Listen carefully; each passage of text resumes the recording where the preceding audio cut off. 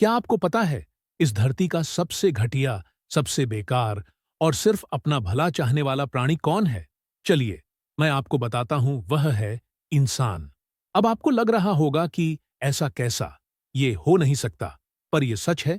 इंसान अपने आप को ही अस्तित्व में बनाए रखना चाहता है, दूसरे प्राणी के बारे में कतई नहीं सोचता। आप जरा गौर करिए, इंसान का जन्म कहीं भी जमावड़ा रहता है। जरा उसके आसपास नजर उठाकर देखिए, किस हद तक गंदगी फैली है।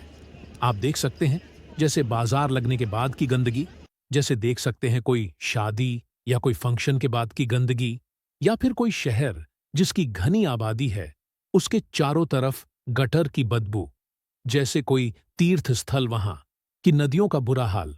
अब जो अन्य प्राणी हैं, उनकी लाइफ पर बहुत ही गहरा प्रभाव पड़ रहा है।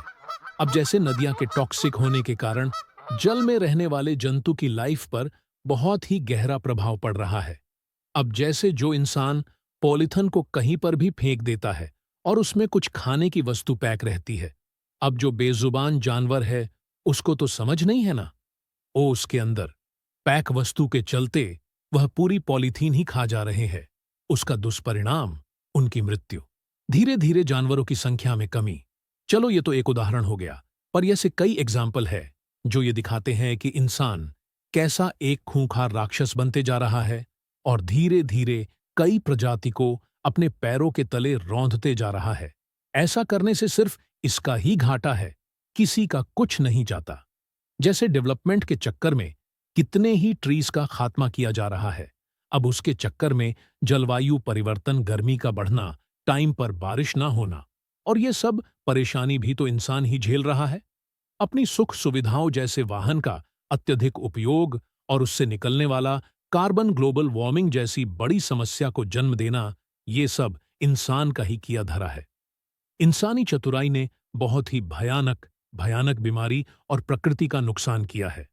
अब जरा ध्यान करो, आज से कुछ दशक पहले भरपूर मात्रा में पीने योग्य पानी मौजूद था, पर आज पानी की कितनी भयावह समस्या हो गई है।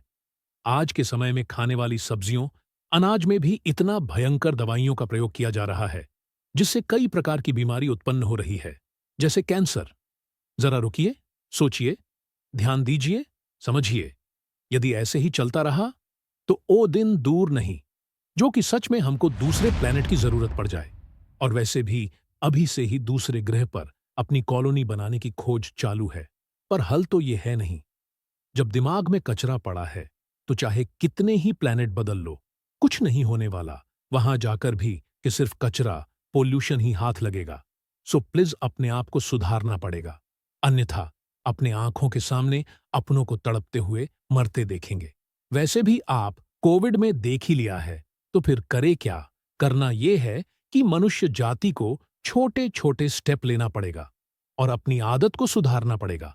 हर दिन अपनी जीवन शैली में बदलाव लाना पड़ेगा। पर्यावरण को बचाएंगे तो मनुष्य जाति बचेगी, वरना तबाही तो निश्चित है। सो ऐसे वीडियो देखने के लिए कृपया लाइक, शेयर, चैनल को सब्सक्राइब करें, बेल आइकॉन प्रेस करना ना भूले। धन्यवाद।